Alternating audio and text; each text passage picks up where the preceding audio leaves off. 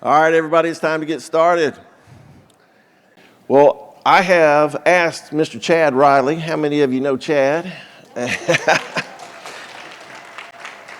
I really wanted him to speak on this subject. Chad is everybody thinks I'm a researcher. This guy is the researcher of researchers, and we are blessed now that Chad is actually a member of Fire and Grace Church. They moved to Alabama. He and his wife, Sarah, and we love having them around. And actually, we've been working on, we've had some interruptions and problems working on a documentary. He's going to film a documentary of my 2022 campaign for governor, and it's going to be interesting. So we're going to be working on that and some other things, but I've asked him to come speak on MK Ultra because we need to understand. I think some of you may know a little bit about it, some of you may know nothing about it. Chad knows a lot about it, and it's a very important thing because we are seeing it actually in society everywhere. The issues of mind control. They're actually now even learning how to use different frequencies to transmit thoughts to your mind. And the issue of the world using Satan using both spiritual and technological weapons to try to manipulate your thoughts and your mind. And you need to really get your mind under control and your mind full of the Word of God. And you need to understand that the government has been working on this for decades upon decades, and they are perfecting it. And sometimes, actually, I've had to pray against technology that's attacking me. And I might share more of that later, but those attacks can be pretty severe. And they're not the same as dealing with a demon or a astral projection or anything like that. It gets pretty intense. In fact, I got attacked by a microwave weapon one time, and I'm going to tell you, it is not pleasant to feel that you're being cooked from the inside out.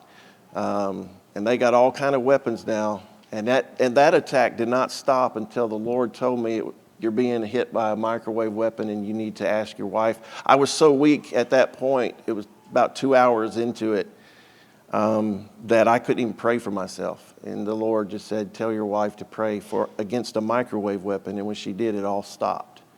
And I mean, I was shaking, I was cooking. My kidneys hurt for like 2 or 3 days. And it was because I just had a prophetic dream about Obama doing something.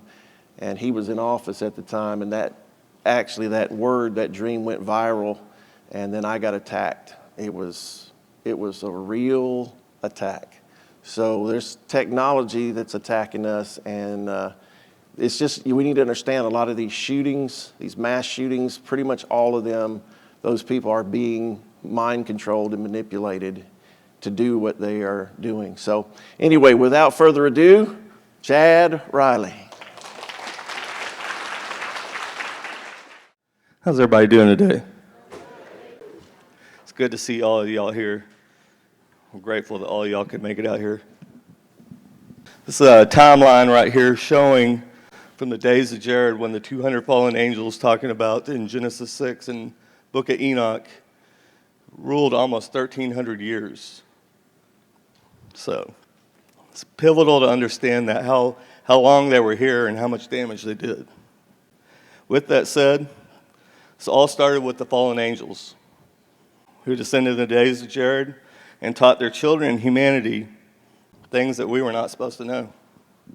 Taught sorcery, taught women how to abort their children.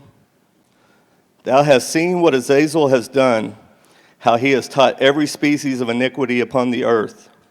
Shemyaza also has taught sorcery. They have gone together to the daughters of men and have lain with them. The women likewise have brought forth giants. This is Enoch 9, 5 through 8. Now, I know a lot of pastors out there, they don't like the book of Enoch, most churches. But I will say this. Jesus quoted from the book of Enoch. So did James and so did Jude, and they were both the half-brothers of Jesus. Jude, he quoted an entire paragraph verbatim.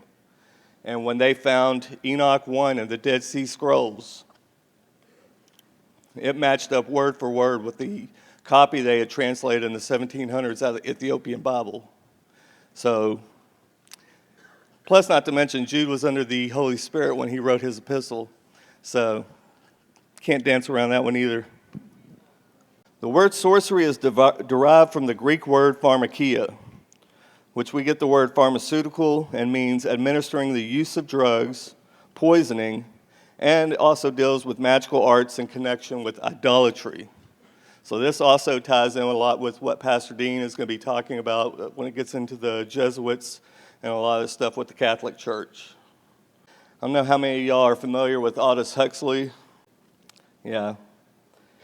In a speech that he gave titled The Ultimate Revolution in 1962, he made the following quote: "There will be, in the next generation or so, a pharmacological method of making people love their servitude and producing dictatorship without tears, so to speak, producing a kind of painless concentration camp for the entire societies, so that people will in fact have their liberties taken away from them, but will rather enjoy it," end quote.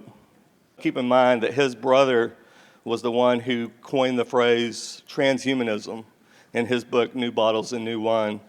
So I'm pretty sure these people were dealing with entities that were feeding them lots of information of things to come.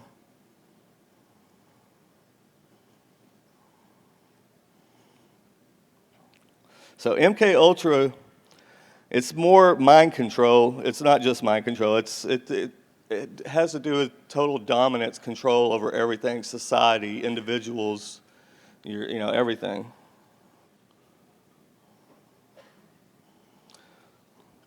In the CIA, they delved into all sorts of dark arts, witchcraft, seances, and channeling sessions. In my film, Skinwalkers and Stranger Things of the Unseen Realm, I get into a lot of that. There was a part of the MK Ultra program called MK Often, and this branch specifically dealt with the dark arts. They were in touch with the witch by the name of Sybil Leek, and Sybil Leek was so entrenched in the occult, she knew of all the covens all over the world. This is why the CIA was operating with her. Aleister Crowley used to visit her when she was 9 years old and used to read poetry to her. And it wasn't just people like Aleister Crowley. We're talking people like H.G. Wells, Lawrence of Arabia. All sorts of people used to come and visit her and her family. So,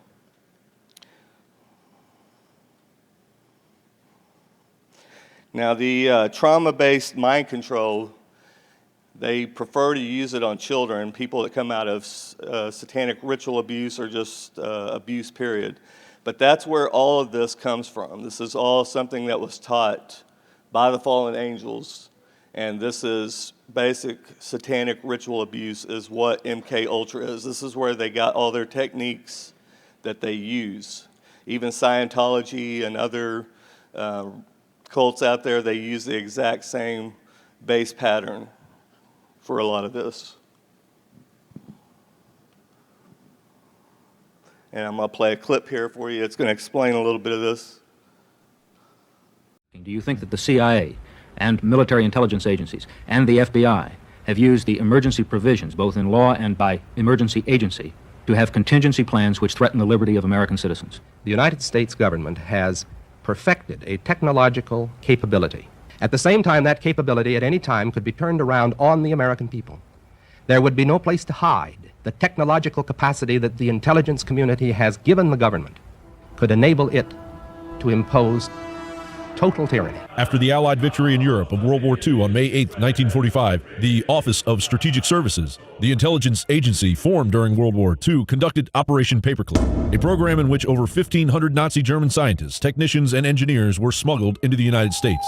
President Truman's order concerning Operation Paperclip expressly excluded anyone even remotely associated with the Nazi Party. However, The Joint Intelligence Objectives Agency, a subcommittee of the Joint Chiefs of Staff, expunged from public record all Nazi Party affiliations in regards to the German scientists. From this exodus of evil sprung a variety of mind control operations. The Central Intelligence Agency succeeded the Office of Strategic Services during World War II as a result of the National Security Act of 1947, which granted the CIA no police or law enforcement functions either at home or abroad to coordinate secret espionage activities against the Axis powers for the branches of the United States Armed Forces. Secretly, Project Chatter was conducted in order to identify agents synthetic and natural that could enhance interrogation. Project Bluebird experimented with the possibility of using humans as mind-controlled warfare agents. CIA Director Alan Dulles was quoted as complaining that they did not have enough human guinea pigs to try these extraordinary techniques. Thus, officially, the MKUltra project was sanctioned in 1953.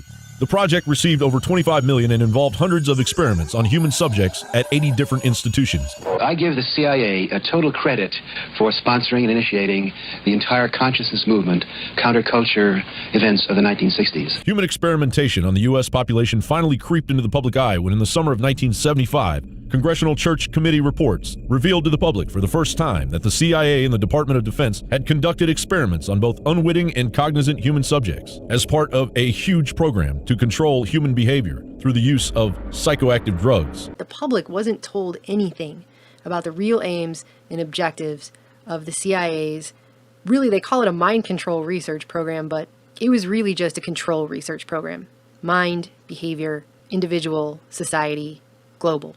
The technocratic, cybernetic New World Order that's unfolding all around us right now has always been about total world domination. And it connects to every other conspiracy you can possibly think of. And that very much includes Agenda 21. Yeah, this, I get into this pretty deep in the film that I've recently put out.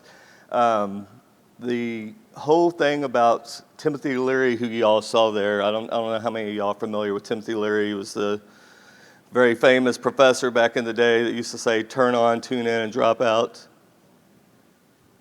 So, yeah,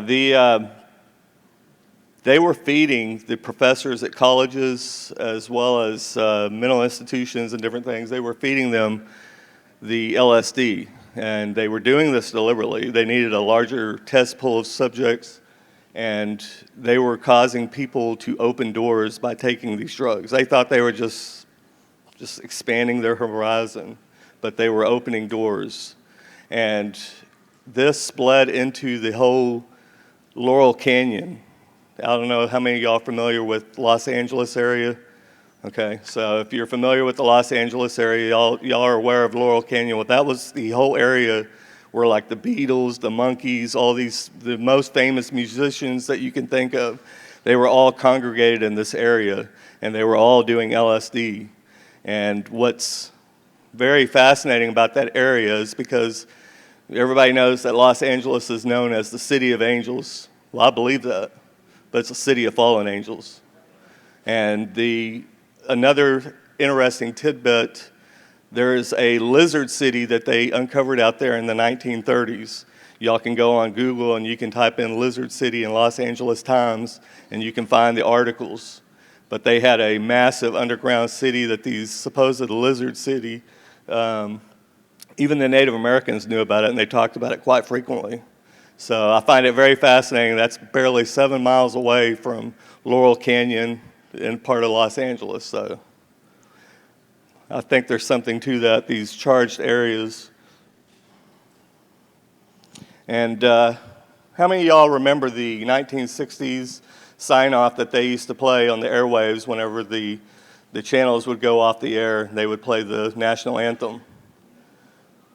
Were y'all aware that they had subliminal messages in there that come straight out of the 1980s movie John Carpenter's They Live, talking about obey, consume, do not question authority, obey government? Let's take a look at that. I think y'all need to see it for your own eyes. Some of you may not remember this, but back in August 2013, I put up a report on a national anthem sign-off that had subliminal messages in it that looked like the inspiration for the 1980s John Carpenter movie They Live. Take a look. Our national anthem.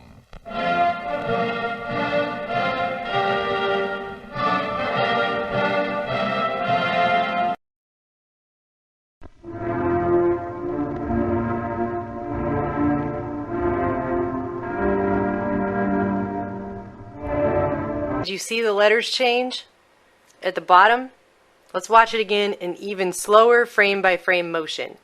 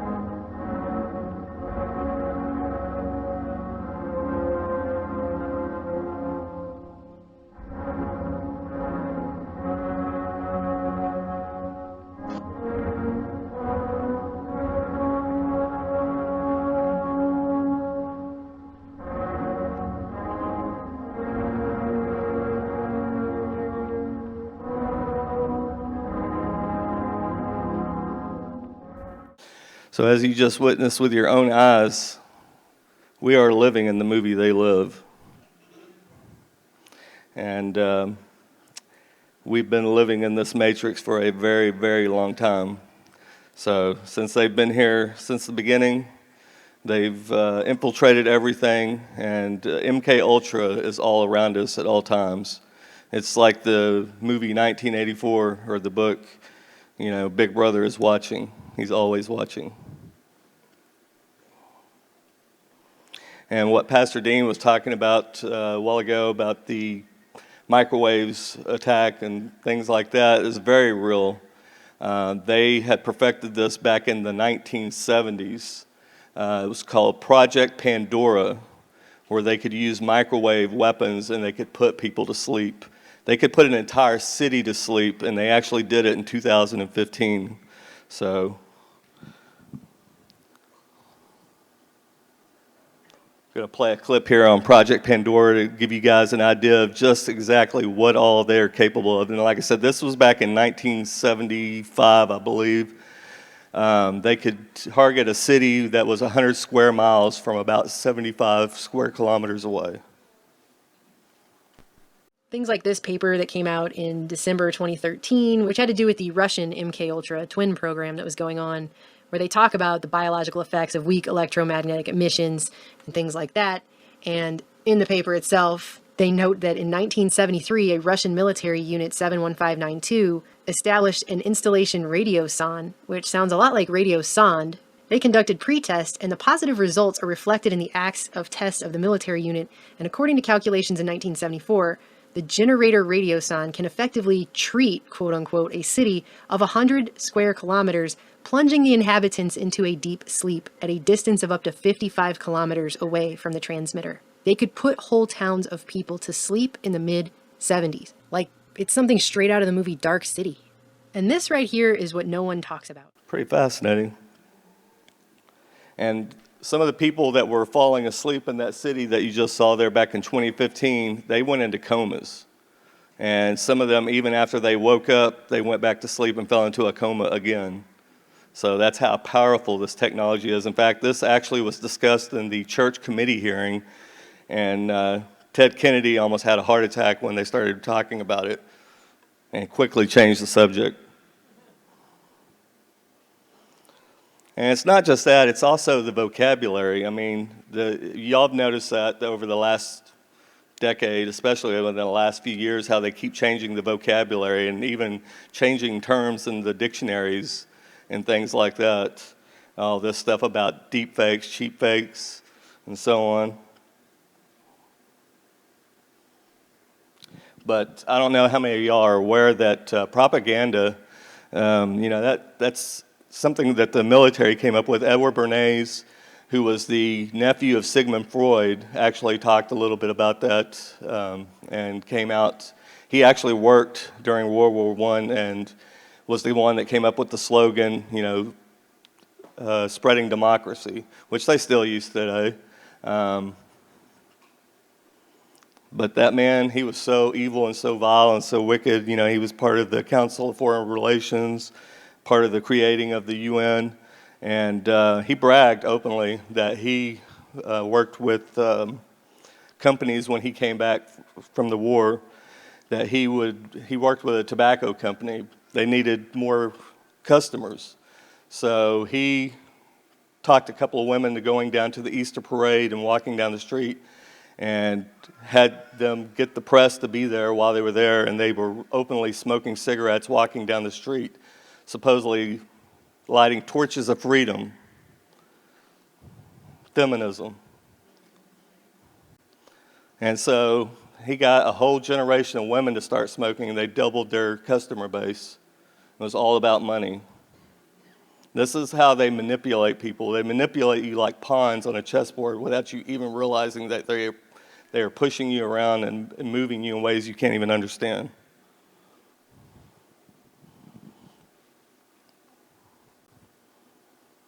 Now, they perfected the pulse signals also, which, as you all saw on Project Pandora, where they can put people to sleep. They can do far more with that. They have pulse signals that they have patents on. And so anything that you consume on any kind of a monitor, whether it be a TV monitor or even the monitor you have in your own hand, these things can send out pulse signals that can cause emotions to stir in you that normally wouldn't even be there. Have you noticed how people that consume certain news channels and certain news, how they just get triggered and get stirred up, and the emotions, it might not even necessarily be their own emotions. Yeah, the term disinformation, that's actually a military term that they have unleashed on us now. And I have a gentleman here that's going to give a little breakdown on that and talk about how a lot of the terminology that we are seeing today is actually military terms that they are now unleashing on the public. It started with disinformation in 2017. Actually, it started right after Crimea in 2014 with this disinformation term. That was always a military term to describe enemy propaganda. Disinformation was not the sort of thing that a government would say its own citizens do. We would just call that ordinary course First Amendment protected discourse. But so I started with Russian disinformation using this kind of national security predicate in 2017. But by 2018, it became very evident that that the Russiagate predicate could only go so far. So they rolled out and expanded it to misinformation and disinformation, and saying, well, misinformation, even if it's not a lie, but you make an innocent mistake, that too is a threat to democracy. But then they quickly found that they were having a real problem. See, at the time, they were still using this fact checker method for flagging. And they had a problem, which is that a lot of the things that the government was trying to get the social media platforms to censor, and government cutouts like the NGOs and civil society firms that the government paid, were having trouble getting the platforms to take down enough misinformation because the fact checkers couldn't prove that half of what they were trying to take down was actually false. So they created a new category in late 2018, early 2019 called malinformation. And this is basically what the lion's share of internet censorship now comprises. Malinformation is the idea that even if something is true, if it ultimately leads people to a conclusion that undermines public faith and confidence in a critical government initiative, or undermines public faith and confidence in democratic institutions like the mainstream media, then that by itself is essentially the same thing as mis and disinformation and should be treated as such by the platforms. This is a very, very dirty trick that basically operates the way a con game does. You know, a con game's, the con there stands for confidence. And what they're doing is they're saying it undermines confidence when people are able to articulate true statements. In fact, one of the things that Just the News helped Foundation for Freedom Online break, if you recall, about almost a year and a half ago now, was a DHS cybersecurity video, from the CISA sub-agency, which said it was doing cybersecurity, but was in fact doing cyber censorship. An obscure little DHS cybersecurity agency put out a 6-minute YouTube video instructing a young cartoon protagonist named Susan to report her own Uncle Steve for disinformation on Facebook because Uncle Steve cited true CDC data to make the argument that COVID was no more fatal than the flu. So they were not arguing that Uncle Steve was wrong. He was citing CDC data, but it was malinformation because it had the effect of undermining public faith and confidence in the severity of the COVID pandemic. And they did this all over. They did this for mail-in ballots. They said even if a trove of unmarked ballots or ballot trafficking operations were going on, simply to report on it would undermine public faith and confidence in the use of mail-in ballots for the 2020 election. So it was censored under a government-coerced terms of service violation policy called delegitimization, which meant anything true about election fraud, anything true about the unreliability of mail-in ballots, anything true about scandals with early voting drop boxes, anything true about ballot tabulation issues on election day was still a terms of service violation, was still banned. And again, the government coerced this terms of service policy change through the Election Integrity Partnership, which was set up in partnership with DHS, was all deemed to be mis-dis malinformation because they lumped those three categories together. They laundered it basically. And this is one of the reasons why they are so hot to trot to get rid of the Internet archives, because a lot of researchers like myself, we use the Wayback Machine to go back and catch them in a lot of their lies, where news has been reported, it's been put out there, but then they disappear it down the rabbit hole on the Internet, and the only way that you can verify that that was something that actually happened, you have to go back to what they call the Wayback Machine, and look this information up and then print it out or do screenshots of it. So, they've been doing this for a very long time. In fact, I would encourage you to start buying old dictionaries. If you could get one from every decade, that would be good. And you can see how they've been changing everything every couple of years. You go back and you see you can find out when a word disappeared, or it's been changed and altered, how many times it's been altered.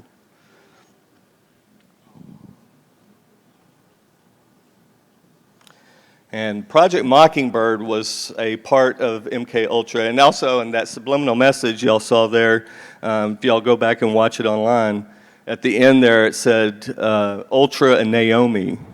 That was Project MK Ultra and Project Naomi. And they just rubbed it right in your face for decades, and you had no idea the otherwise. Now, Mockingbird, even though it started out where they were doing things to children, which I touch on in my film, if any of y'all are familiar with the TV show Stranger Things and have y'all know about Project Montauk that took place out in Camp Hero, New York back in the early 80s. That's what they were doing, is they were kidnapping children off the street, and they were programming these children, but they were subjecting them to mind control, trauma-based mind control. And like Russ Dizdar said in his book, The Black Awakening, they would shatter their minds in order to open them up to demonic possession so that they could tap into these demonic powers. And that's where a lot of these techniques like remote viewing and so on were all birthed out of this. That came straight out of Scientology. This was created by two of the high top executives in the Scientology organization, Ingo Swann and Hal Puthoff. They were both OT7s.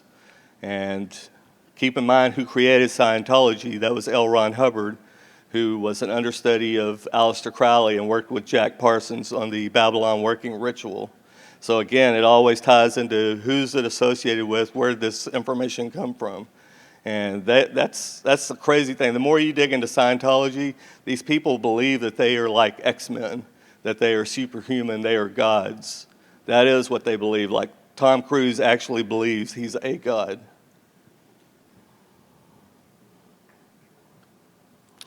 And just to show you guys that MK Ultra or the Project Mockingbird is still alive and well today, and we are all, we're all victims of it every day. I just want to play this clip right here, and this will drive that point home. Hi, I'm Fox San Antonio's Jessica Headley. And I'm Ryan Wolf. Our greatest responsibility is to serve our Treasure Valley communities, the El Paso, Las Cruces communities, Eastern Iowa communities, Mid-Michigan communities. We are extremely proud of the quality, balanced journalism that CBS 4 News produces. But we are concerned about troubling and irresponsible, one-sided news stories plaguing our country. The sharing of biased and false news has become all too common on social media. More alarming, some media outlets publish these same fake stories without checking facts first. The sharing of biased and false news has become all too common on social media. More alarming, some media outlets publish these stories simply aren't true without checking facts first. Unfortunately, some members of the media use their platforms to push their own personal bias and agenda to control exactly what people think. And this is extremely dangerous to our democracy. This is extremely dangerous to our democracy. This is extremely dangerous to our democracy. This is extremely dangerous to our democracy. This is extremely dangerous to our democracy. This is extremely dangerous to our democracy. This is extremely dangerous to our democracy. This is extremely dangerous to our democracy. This is extremely dangerous to our democracy. This is extremely dangerous to our democracy. This is extremely dangerous to our democracy. This is extremely dangerous to our democracy. This is extremely dangerous to our democracy. This is extremely dangerous to our democracy. This is extremely dangerous to our democracy. This is extremely dangerous to our democracy. Well, first off, we're not a democracy, we're a republic. Well, let's just establish that fact. But as y'all can see, Mockingbird in action is still alive and well today. And again, most people, it's why you got to be careful where you get your news from, and you got to get it from multiple sources and do your own digging sometimes. You cannot trust these people. They are not our friends. They are not our allies. Now, as I draw this talk to a close, I want to bring your attention to Revelation 18:23, speaking of the fallen Babylon. The light of a lamp will never shine in you again, and the voice of a bride and bridegroom will never call out in you again. For your merchants were the great ones of the earth, became all the nations, were deceived by your sorcery. Now, we touched a little bit about the LSD, Laurel Canyon, and all that. That was the birth of a lot of this stuff. The Nazis were using a lot of mind control techniques with drugs, but so was Aleister Crowley and a lot of the Satanists out there. And keep in mind, he was heavily influenced by John Dee, who worked under Queen Elizabeth. So these are all sorcerers, witches, Satanists. And all these techniques that we know of as satanic ritual abuse today, that was all morphed into all these different agencies, whether it be the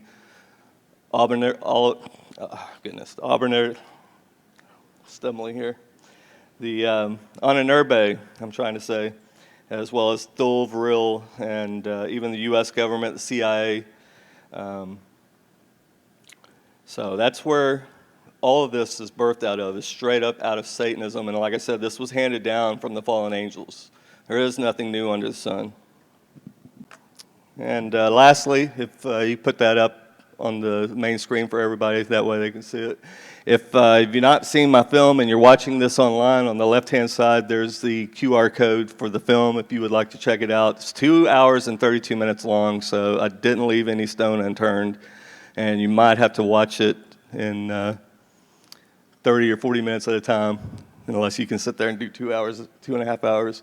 The right-hand side is the QR code for my YouTube channel, where you can subscribe and follow me on there. I put out videos quite frequently, and I've done a whole series on the MK Ultra.